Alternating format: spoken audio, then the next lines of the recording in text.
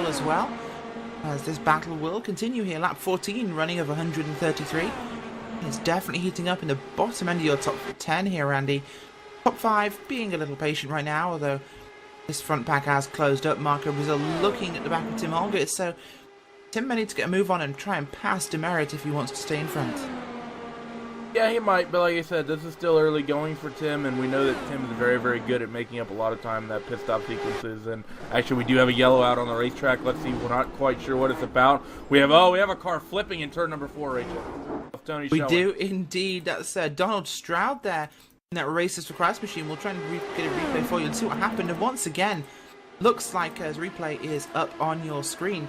Donald Stroud making his textbook look at the inside into turn 3.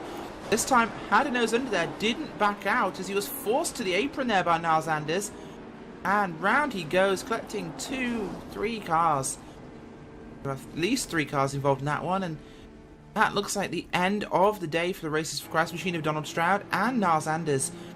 Not what we want to see happening, Randy, but definitely there. Stroud had looked previously very aggressively, been blocked very aggressively as well by car of Anders. But this time, he was alongside. Anders closed the door he shouldn't have done, and this is what happens. That was 100% undoubtedly Niles Anders' fault. Like you said, Donald Stroud was well alongside by oval racing standards. He was there completely, and if you just watch it on our replays, by the time they turned into the corner, Niles Anders forced that car of Donald Stroud well below the white line, and Niles Anders, well, his left side tires were basically on that yellow line.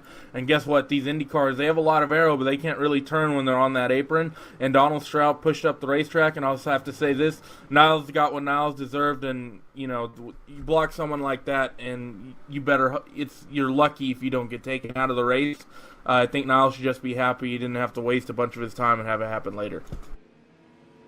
Certainly not what we would have liked to have happened.